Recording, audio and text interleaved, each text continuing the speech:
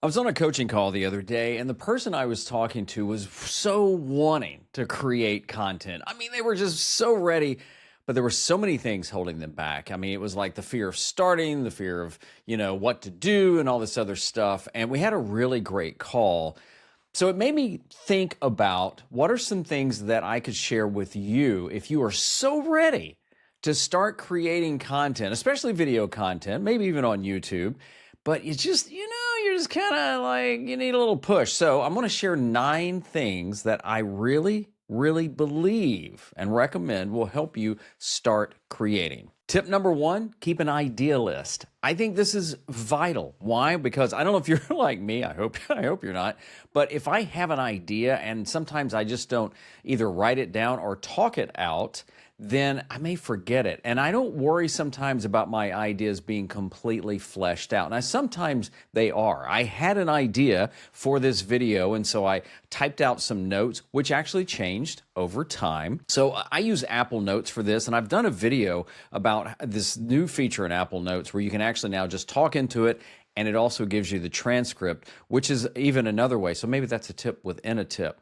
But I'm a strong believer in keeping an idea list in whatever program you want to. Again, Apple Notes works for me. You could use Google Docs. There's free programs like Trello, which is kind of like a visual board where you can keep ideas, a spreadsheet, a journal if you want to just write something down. How you do it is not as important as making sure you're writing things down so then you can go back and say, oh yeah, I really like this idea. And don't even worry about how old it is. Just think about, oh, this is something I want to act on and create. Tip number 2, don't script. Now, I'm not saying don't write anything out. My script, if you will, for this video or bullet points, and that tends to be how I write, which is funny. I was saying this to a client the other day. I came from a background in television for years and years and years, more in marketing and creative services. So a lot of what we did, we wrote 30-second promos. We called them promos or commercials or things like that. We also wrote longer. So a lot of times if we were working with a client, or we were even, we would write things and we would send to a voice guy in another state. He would record it and send us the audio back. So we would have to write scripts. Well, over time, I just feel scripts kind of restrict me, but I don't think there's anything wrong with writing your ideas out. Now, whether you want to write out full paragraphs or again, I'm a big believer in bullet points because I think it just allows me to be a little bit more me in the videos. Now, you can also use AI.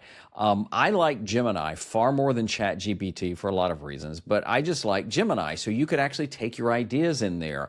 They don't even have to be fleshed out, and just ask AI to kind of help you formalize it or come up with some bullet points or something like that. I'm not saying don't write anything out, but I'm just saying don't get so caught up in having it structured so much that then that keeps you from actually doing this. Now, this makes me think of another point kind of within there. What about a prompter? I hear people ask about prompters.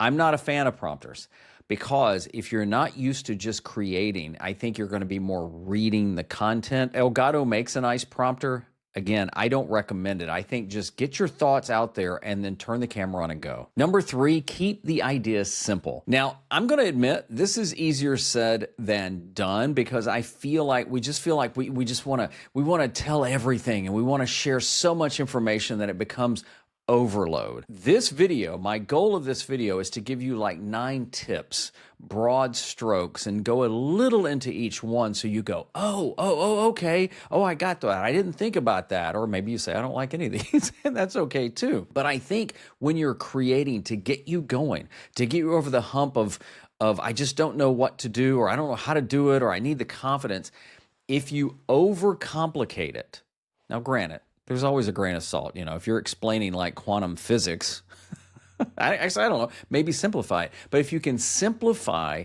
your message, if you can simplify the points, if you can just keep it going without going so deep, I think it will help. For a long time, one of my bigger videos was about just how to change a thumbnail on YouTube. It was 1.5 minutes because I thought that's all I needed. That's a simple video. I didn't get into other things. I didn't even get into the history of thumbnails. So to start, Just keep it simple. Tip number 5, record directly to your computer, which is a great time to tell you about today's sponsor, Riverside. Riverside lives in my browser. There's nothing to download. I am on a Mac, but you can use it on a PC. All you have to do is log in and start recording like I'm doing right now on my computer. When I'm done, I can even edit there. I can use the text-based editor, or I can use on the timeline the way I kind of like to edit and edit that way. Then I can add graphics, I can add captions, I can add images if I want. And when I'm done editing, I even get things like chapters. I get a transcript, which is huge if I want to download that. And if I'm even into vertical videos, it'll even chop it up for vertical as well. And a little extra bonus, if you happen to be on Spotify, you can even send your video from Riverside directly to your Spotify account. So wherever you are on your creative journey, whether you're a beginner or you've been doing this for some time, Riverside is a great all-in-one video production studio, again, that lives in your browser. So you ought to check it out. And if you use my code Kevin Colby, you can save 15% off any paid plan. There's a link down in the description. Try Riverside. I think you're really going to like it. Tip number 6, keep your gear simple. I think the more you overcomplicate your video setup, the more it will keep you from creating, especially if you're starting out. I mean, at one point I had this thing called an all-in-one stand. I did some videos on it where I had a stand that had my light, my camera, my mic on it, and I could roll it around anywhere within my office. And this is an office that's a former bedroom. It's an 11 by 13, just in case you want to know how big it is. And so I would just roll it around in here so I didn't worry about going somewhere. Right now, my setup is on my desk. So what you see right now is me using my desk setup. I've got a camera mounted on top. I've got this mic that's plugged right into my computer. I've got my notes right here. I can be recording and going, and I'm recording on my computer. Again, keeping it simple so I can be recording and take my ideas and get to them faster so I can publish the video faster. Doesn't matter whether you're using your phone or webcam. The more you complicate your video setup, I think it will actually hurt you in the long run. So whether it's the gear or the setup, keep it simple so you can create more, maybe even faster too. Tip 7, reuse what you can. Now, this could go for almost anything. It could go for like additional B-roll. And what B-roll is, so like this is a talking head. So while I'm talking, if I wanted to put video of me sitting and reading a book, well, I might have video of me sitting and reading a book that I could cut over this and edit over that. Well, if I have a library of video that I want to use a lot, like if I'm talking about maybe working in television and I've got some photos and some videos, the more I can go to that and not have to go find that over and over again will help. Same thing for music. If you have certain musics or sound effects that you use a lot, I use swish, which is actually a basketball swish sound effect sometimes on transitions. If you have it's called stingers, music, graphics. I think it's huge if you have like a certain font you use. I'm usually using now Helvetica. Sometimes I'll use Arial, which is actually a form of Helvetica. I just found that out recently, so I'm not having to go and find the font to look for. It's usually white over it. So the more that you can have reusable assets, the more it's going to save you time and you're not having to recreate the wheel over and over and over again. And again, a point within a point, eliminate what you don't need. I mean, do you need to use music? Do you need to use crazy transitions? Do you need to use a lot of graphics? Stripping it down to the purest form will actually help you, I think, even create more. Tip 8, set a timer and stick to it. Now, I think this is so important if you find yourself just dragging and getting distracted by anything. Look, I mean, I can do that myself, but when you have your idea and you're following some of these other tips, if what you find out is you're taking too long, set a timer and stick to that. Now, be realistic.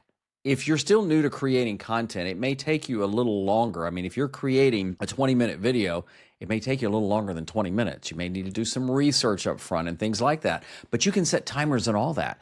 So let's say you go, I'm going to spend an hour researching this topic, and then I'm going to spend an hour recording it, and then I'll spend 2 hours editing it. That's a ballpark. I think it could be longer or shorter, but what you do is you work within those confines, and when you get to a point, you go. So we go back to the research. Let's say you set 1 hour for research. When the hour hits, you stop researching, period. And if you don't feel like you've got really the bones for that video, then move to another video. Be careful about that, though. When you're ready to record and you say, I'm going to set aside an hour, don't record more than an hour. Now, over time, it may take you a little longer, depending on the content, or less.